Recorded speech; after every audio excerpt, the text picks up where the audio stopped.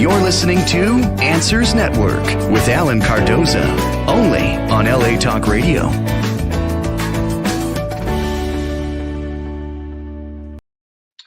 Thank you for joining us and welcome to another edition of Answers Network. I'm your host, Alan Cardoza. And for those of you that have been listening, sending in questions and comments, thank you so much. And please continue to help spread the word that this show brings on special guests that can inspire, educate, and in some cases entertain, while bringing answers and options to making our lives happier, healthier, and more successful.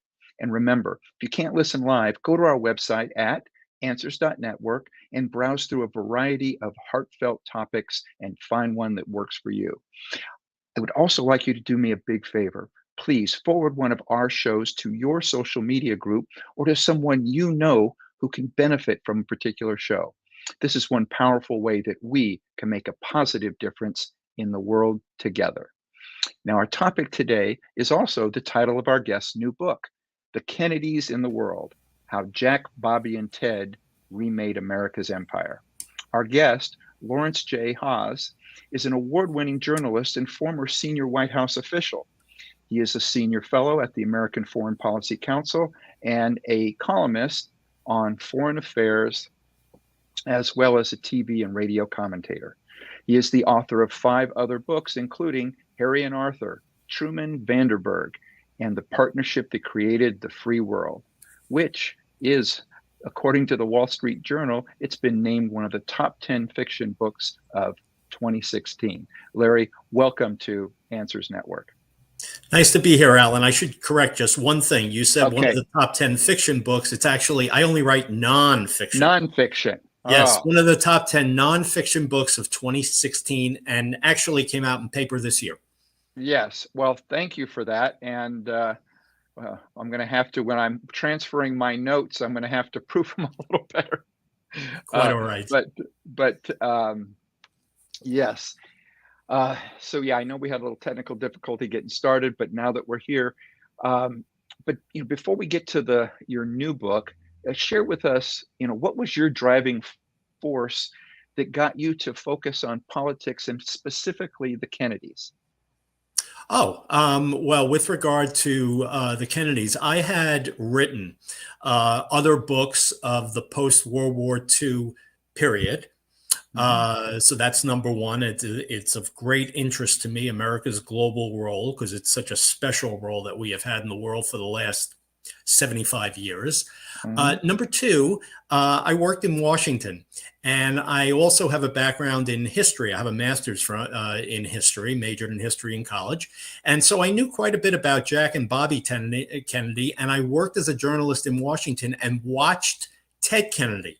And I was really intrigued by some of the things that he was doing on foreign policy and how they reflected Jack and Bobby and sometimes did not reflect Jack and Bobby. So I got very intrigued and did more research and discovered what I thought was a new story, which was that the Kennedys were not just groomed to succeed, but they were groomed to look abroad, to learn and care about the world, and to make a difference in America's global role in the world once they attain power. So this is a rich human story about the 3 brothers, how they were raised, what they learned, and how they put all of it from their travels and their studies and their writings into operation once they attain power. So share with us how you believe the Kennedys' role shaped policy and politics throughout not only our country, but throughout the world, and how you feel that those global impacts have continued today. Well, Jack, Bobby, and Ted, up through Jack's death in 1963, were all what you would call hardcore Cold Warriors. They bought into what was known as the Cold War consensus, which was America's biggest challenge was to constrain Soviet communism, constrain Soviet expansionism. Jack rewrote America's Cold War policy because he thought that the Cold War would be won not in Europe, but across the developing world, what we used to call the third world. And so he reoriented policy towards Africa, Latin America, Asia, and tried to build alliances with what you would call nations of color, because he thought that really building alliances with hundreds of millions of people at the grassroots was the key to America getting more loyalty and strength around the world. So all three brothers bought into this. But then we come to, Jack's death, and we come to LBJ, Lyndon Johnson, taking over and militarizing the effort in Vietnam. And through that disaster, as it unfolds, we see Bobby and Ted transformed from hardcore Cold Warriors into what you would call more like liberal humanitarians. They still take the Soviet challenge very seriously, but they see that Vietnam has become a bigger challenge than the Soviet Union. And while they retain this hatred for communism, and while they also reflect Jack's desire to control the world's deadliest weapons, to, promote human rights and to reach out to this developing world, they become much more suspicious of the use of American power. And you see Ted even more so through the debates over whether we should take military action in Iraq, for instance. And Ted was pretty alone in opposing the effort in 1991, and he was out front in opposing the effort in 2003. So we see continuity across the three Kennedy brothers, but we see change as well. And in many ways, their leadership and their experience really reflects America's history in terms of foreign affairs throughout the post-World War II period. Probably over the last maybe 20 years, we hear a lot, and more so, I think, from people that are really focused on what's going on politically, that if the Kennedys were here today, this is what would happen. Or, if Jack Kennedy was here today, or if Bobby was here today, this is what they would be doing. But why don't you tell us, as an insider, what's your perspective of what each one of the Kennedys would be thinking in regards to the state of America today? Well, they'd be appalled at the partisanship, for sure. They'd be appalled at, the whole Trump era, for a variety of reasons. The disrespect for the office of the presidency, which all three of them took very seriously. They'd be very worried about isolationist trends in both parties, because they were all committed to this new post-World War II special role for America. Because they believe that, and Jack was very eloquent on this early on, and then following, as were Bobby and Ted, that if we don't stand up for freedom and democracy, it will not survive. And so it's no surprise that as we have in many ways lost our voice over the last 2 or 3 administrations, this proud voice for freedom and democracy have shrunk around the world over the last 15 years. And I don't think it's a coincidence. So they would all be very worried about isolationism. They would all see very seriously the threat of the Soviet Union, excuse me. As they saw the threat of the Soviet Union, they would all see the threat of China.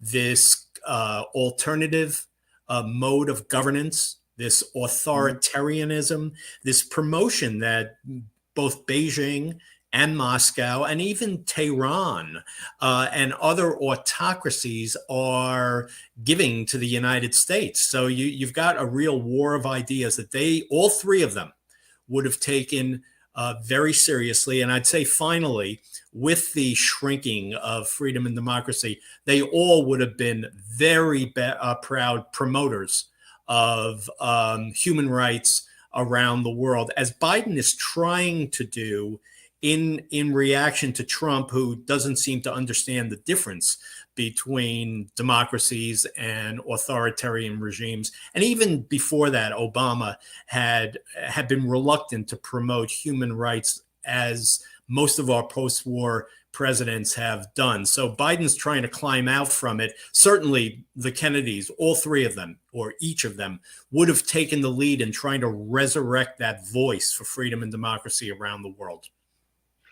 And I certainly agree that that was something that, being somebody that was around at that time, as to what the Kennedys were promoting. I am surprised that you have mentioned Biden from the standpoint of trying to get back to that, because I don't see anything close to that. In fact, well, it seems it's like not close to that. I would say, Alan, it's not close to that. I agree with you. He is trying to climb out of where we have been for the last couple of administrations. But the reason I say that is because he has criticized certainly Putin in very blunt terms, in terms of the jailing of the opposition leader Navalny, who is now in prison. He has spoken about human rights in China, which is a growing concern. I do not want to in any way insinuate that in his voice, he is the consistent, beautiful, poetic promoter of freedom as Jack Kennedy was, or even as Bobby and Ted were in his aftermath. I'm just saying he's trying to resurrect it in some way. But to your point, you don't see the similarity. I can certainly understand that because he is going slowly. Yeah. One of the things that I really enjoyed being able to I wasn't able to finish, but being able to read part of the book was examples of stories of things that I think a lot of people don't realize. Can you share with us, an example of sort of an incredibly rich and riveting story that happened out of the public eye that most people would not realize that was going on? Well, I think I would say two things. I don't think most people understand that not only did all three of the brothers travel widely from a pretty early age. I mean, from their teen years, each of them went overseas. But it's not just that they wanted to. Joe Kennedy told them, you need to go overseas. So Jack, travels all across Europe. In 1935, when he's only about 18, comes back, to London and works for his father, who was the U.S. ambassador at the time in London. Joe sends Bobby on a 6-month tour across Europe and the Middle East in 1948, when Bobby would have been 23. That is a long time. And also Ted, in his early 20s, travels widely across Africa. So that's number one, the travels. Right. Number two, which I'm sure very few people know, Joe arranged for each of the three brothers to work as foreign correspondents for newspapers or newspaper chains. So Jack wrote from overseas for Hearst newspapers. Bobby wrote a series of 4 front-page stories about the Middle East for the Boston Post. And Ted wrote from Africa for the International News Service. So they all have backgrounds in journalism. The reason Joe did that is that he wanted to, in essence, position them as global thinkers for audiences back home, presuming that they were going to enter public service. But it's the travels and the writings are extraordinary, and they're all three of them are very, very gifted writers. All right. So would you say that Joe was the driving force behind all three brothers' ambition to focus on the world at large and to shape the U.S.'s role in it? He was the driving force, but I have to tell you, Rose played a role in that, because in her youth, she actually traveled widely and passed on that interest to her children. She traveled widely because her father, John Fitzgerald, the former Boston mayor and U.S. representative, traveled widely. He was fascinated by the world, in essence, passed on that fascination to Rose, who then passed it on to the three boys. So Joe, in terms of operationally telling them, here, you need to go, here's where you should go. But Rose, just in terms of the trait that she passed on to her children. That's great. So our guest right now is Lawrence J. House, and the book is The Kennedys in the World: How Jack, Bobby, and Ted Remade America's Empire. We're going to take a break. We'll be right back. Stay with us. You're listening to or watching Answers Network. Founded over 30 years ago to meet the needs of families in crisis, West Shield has continually focused on resolving issues that negatively impact families and businesses. Our signature therapeutic transportation service helps to ensure that adolescents in crisis are safely transported to specialized schools, programs, and treatment centers with unsurpassed experience and success. We are supported by our full-service licensed investigation agency that has legally, professionally, and compassionately located hundreds of runaways and teens. We are experienced and qualified to help, offering solutions which may include referrals to our international network of top professionals in the fields of educational consulting, psychology, psychiatry, and investigations. Simply put, West Shield Adolescent Services and West Shield Investigations are the best solutions when your family is facing a personal crisis.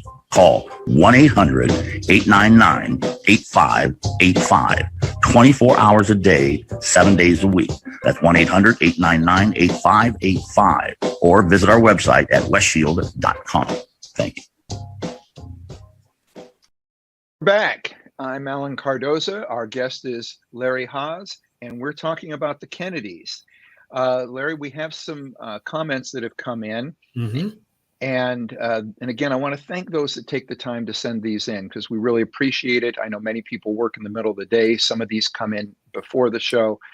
This one reads, I was 12 when JFK was murdered, and we have learned from various documents that he was about to disband the CIA and make other sweeping changes inside our government. In his speech about secrecy, he made the most amazing statement below. If you feel it would be appropriate, I ask that you read the paragraph from that speech and ask your guests to comment on it. I feel it has great meaning right now with all that we are going through as a nation. So that quote is, and again, for those just tuning in, this is a quote from a speech by John F. Kennedy. Even today, there is little value in ensuring the survival of our nation if our traditions do not survive with it. And there is very grave danger that an announced need for increased security will be seized upon by those anxious to expand its meaning to the very limits of official censorship and concealment.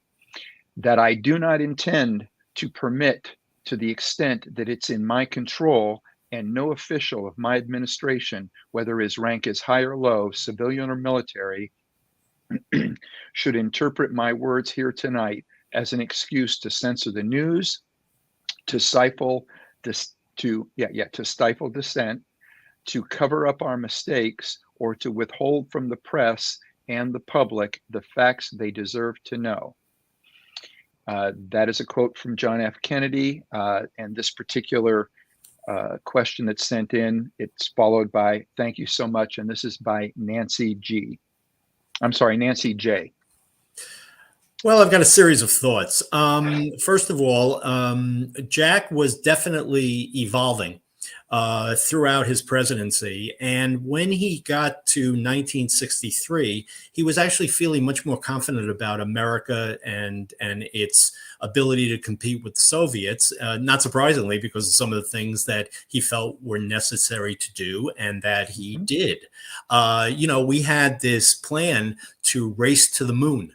That he announced in 1961. In 1963, feeling better about warming relations with the Soviets in the aftermath of the Cuban Missile Crisis, he said at the UN, I believe in September of 63, just a couple of months before he died, he suggested that perhaps the United States and the Soviet Union ought to go together in a partnership. So that's remarkably different. With regard to this whole question of secrecy and controlling, look, he took institutions seriously, including the media. Like every president, he was bothered by certain coverage, but there was never a question about treating the press like the enemy, as Nixon did, as Trump tried to do, as some of our other presidents had a tendency to fall into.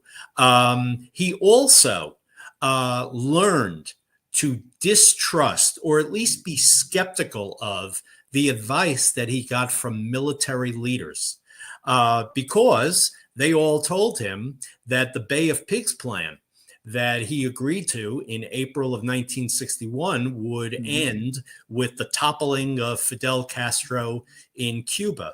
What it actually wound up doing was strengthening Cuba, as 1,500 of these Cuban emigres who had been trained by the United States went in there and essentially got slaughtered, because the uprising that the military and intelligence chiefs, were confident would happen, never came about. And from that point on, he really distrusted the military advice that he got. I cannot speak to the point about disbanding the CIA. Frankly, that's the first I've ever heard of that. I've not only researched heavily, but read, dozens and dozens of books about John Kennedy. You are the first person who's ever said that to me.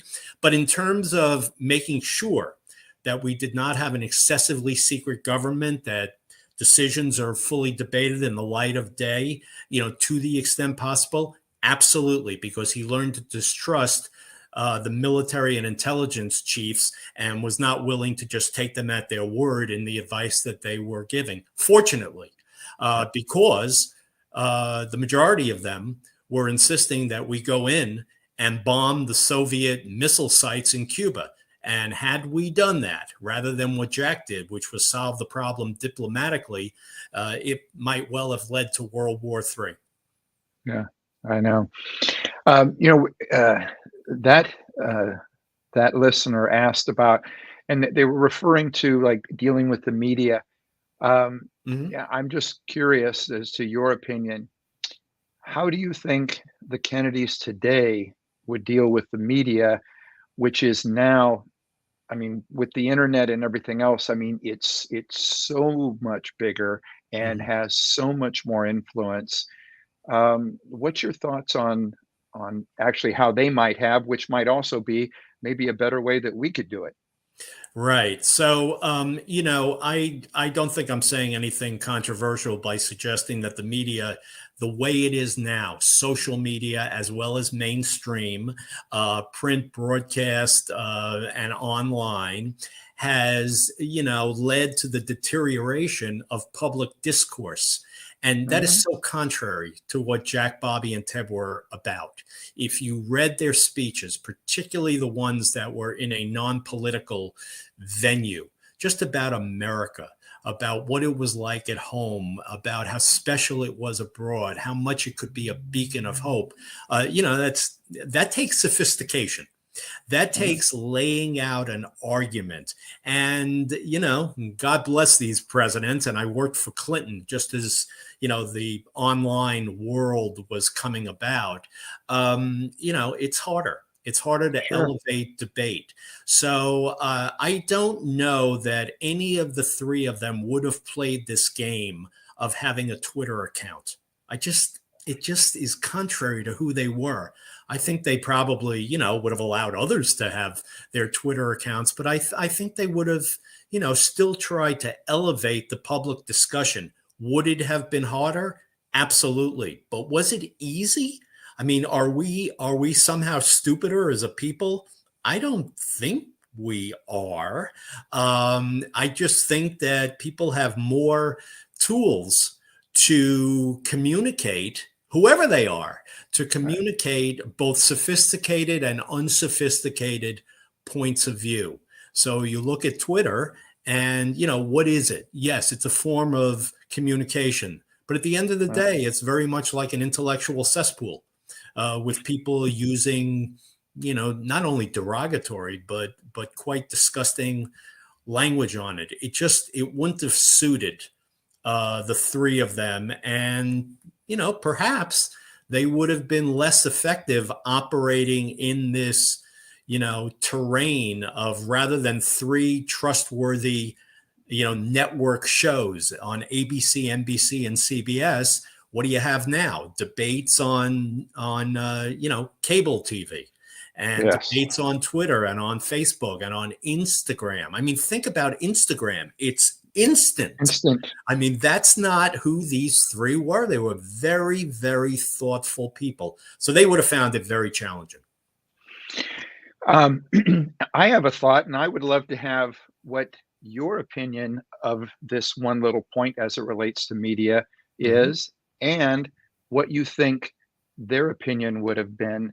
And that is, what if the media needed to be registered as you're either news or your views? And if you're presenting news that can be documented as news, then you can continue to remain licensed, or whatever it would be, as a news organization. But if you are putting your views out, we're not going to take away the fact that you can put your views out. You can put it out. You just have to call it what it is. And so there would be two different forms of, be it licensing, registering, or whatever it is. What's your opinion of that? What do you think their opinion would be? Alan, I understand the sentiment, and I think it is important that we as the American people, be sophisticated enough to separate fact from fiction. But I suspect all three of them would agree with what I'm about to say to you, which is that when you start talking about licensing people, and you do need to get credentials to cover Congress, to go into the press gallery. You do need credentials to be in the press room of the White House. So in that sense, there is already registration. But if you're talking about like mass licensing through every form of entertainment and communication, in transmitting news, both mainstream and through social media, frankly, it gives me the willies, because, I worry, for all the excesses that we have now, I still worry about, moves towards regulation that make us more authoritarian than free. I don't want to exaggerate it, but, and I'm not suggesting that you want that, but it is a slippery slope. So I just would worry, and who's going to decide what is the difference between fact and opinion? Because after all, if you look on the right or you look on the left, many things that are written as fact are in fact opinion, but the person who wrote it doesn't think their opinion. They think their reality. So I think you got to take the good with the bad. I agree with you. We're in a bad period when it comes to this. There are certain social media companies that I think have an outsized influence, and it's dangerous. But I just worry, and I think the Kennedys all would have worried about this hint of you need to be licensed in some way. I think they would worry about creeping government control, and I would worry about it. Okay, I appreciate that. We have another comment that has come in, a question. It says, I met many of the Kennedy family when I lived in Palm Beach during the 80s, but the one I really wanted to meet was JFK Jr., who I felt might revive the legacy of his father and his uncle, Bobby, someday. It was so sad when he was taken away from us as well in such a tragic accident. Do you speak about this amazing young man in your book? I am definitely going to buy the book regardless. I was just curious about your opinion of what John F. Kennedy Jr.'s future might have been. And this is from Alex in Minnesota. Well, thanks for the question. I go back in the book to the ancestry of both Rose and Joe Kennedy, back to the 1850s, and their families coming over, in the aftermath of the potato famine in Ireland. And I talk about Joe and Rose and how they groomed the boys. In all candor, I do not get into the second generation, but I do want to make a comment about John Kennedy Jr. I need not tell you how good looking he was. People joke about how good looking he was. That's the way people felt about Jack Kennedy, frankly. But beyond that, he certainly had a charisma, and he actually was quite intelligent. I mean, he did create a new magazine called George. It was, interesting, in many ways riveting. I think John Jr. may very well have had a successful career in government, in politics, which he may have done after the journalism. And it is a tragedy. The ancestors of Jack, Bobby, and Ted are a mixed bag. A couple of a couple of Bobby's kids went into politics. I know Kathleen Kennedy Townsend, who was the oldest of Bobby's 11 children. She got as high as the lieutenant governor of Maryland. There was a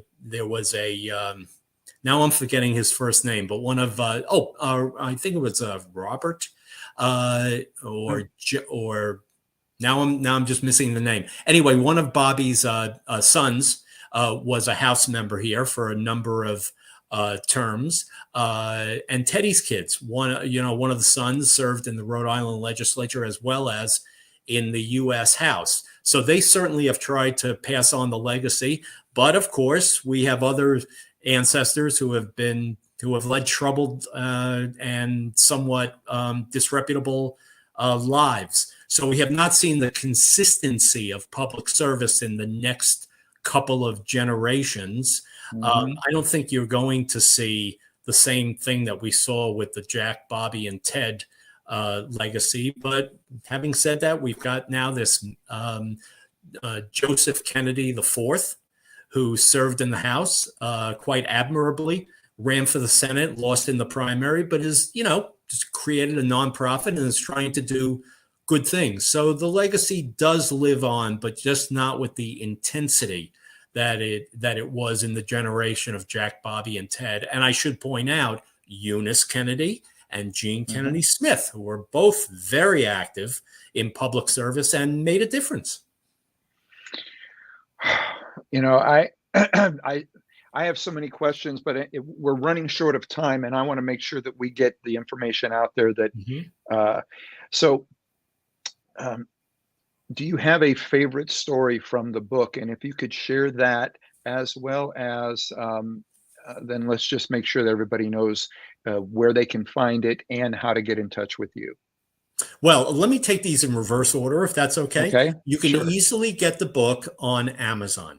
You can easily, if you want to support your local bookstore, go in and ask for the book, and they certainly can order it. Some of them around the country are carrying it, and others can easily get it. So what you need to know is it's called The Kennedys in the World, and you need to know that I go by Lawrence Haas, Haas. That's what you need to know.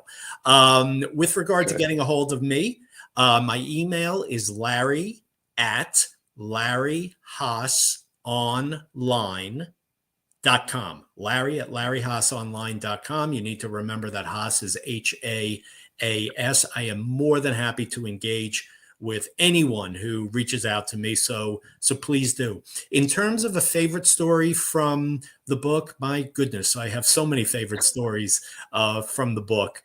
I don't know. I think, I was intrigued. Oh, here's one that I haven't mentioned yet. I mentioned the travels. Well, Bobby went across the Soviet republics in the early to mid 1950s with a family friend by the name of William Douglas, the same William Douglas who was serving on the Supreme Court at that moment. He was a friend of Joe Kennedy. He was a friend of the family. They were over there in very remote areas for a number of weeks.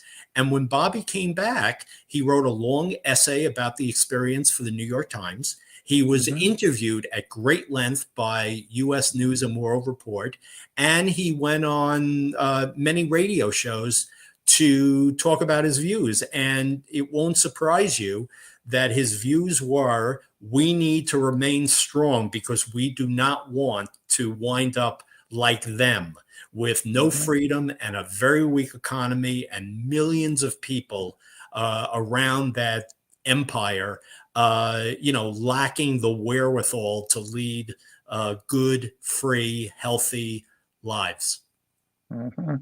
Yeah, while you were saying that, I was thinking that when Bobby's telling friends, family, and such, okay, this is what I'm going to do, and then the people that worry, that go, are you sure you're going to be okay? You sure you're not going to get in some sort of trouble over there or something like that? And it's like, well, I'm going with a Supreme Court judge. Right. Right. They actually tried for a few years to get permission from the Soviets to take this trip. But the reason they got permission was it was in the period in which Soviet Premier Khrushchev was trying to promote a friendlier face to the world of Soviet communism. So it was no coincidence that they were allowed. But I must say, when they got back, for all the friendliness that Khrushchev was trying to promote, they did not, pull their punches. I mean, Bobby and Justice Douglas saw terrible things, and they were quite open about it. In fact, Douglas had to tell Bobby while they were there to tone it down because Bobby was getting into arguments with Soviet officials about the difference between capitalism and communism. Yeah, no, and I get that. And it's like, yeah, wait till we get home when you want to say that stuff, Right. because we want to make sure we get out of here. Yes, exactly. Larry, thank you so much for coming on. and thank you for writing the book. I think this is something that especially we're in a time, besides of everything that we're going through, what I'm finding is so many young people, because civics has been taken out of so many of our schools. Right. And because it's out of our schools, I think there's a lot of young people that they don't understand this. This is so foreign to them. So I think to be able to go back and read about a time in which civics was important, civics was something that we all paid attention to in school, and it was required.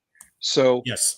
So I think this may open a lot of eyes. So thank you for bringing it to us. And I also think, if I could just add one point, Alan, please, that I think among this young generation, I detect like an urging for a larger purpose. So I think they would resonate to a call that Jack made. Ask not what your country can do for you. Ask what you can do for your country. I think there's something, even in our cynical times, that would play to many of this younger generation that wants something to gravitate to give them meaning. Larry, it's a great quote. It's a mic drop. Thank you so much. Thanks for having me, Alan. All right. And for everybody out there, please be sure to watch or listen to us next Monday, when we're going to be discussing an amazing new book called Exhale, Hope, Healing, and a Life in Transplant. So we're at a time with medical advances that are so incredible that this is something you're not going to want to miss, because these are things that are going to help all of us live a much longer life.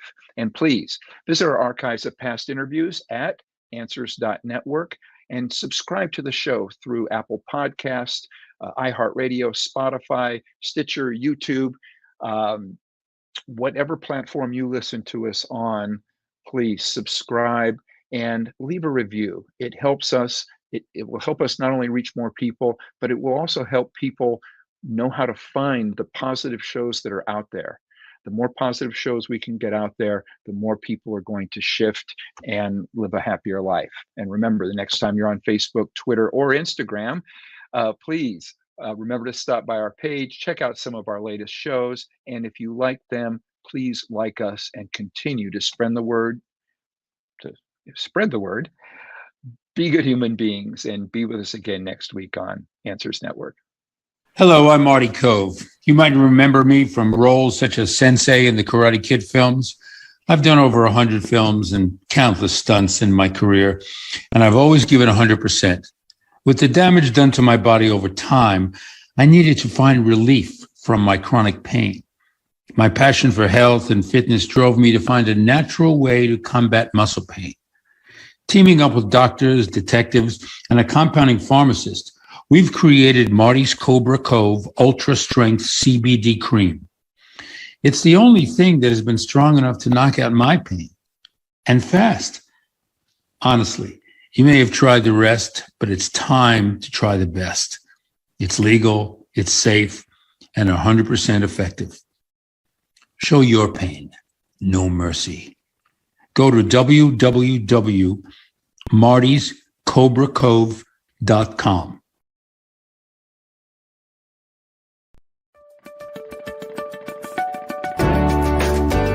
You're listening to Answers Network with Alan Cardoza, only on LA Talk Radio.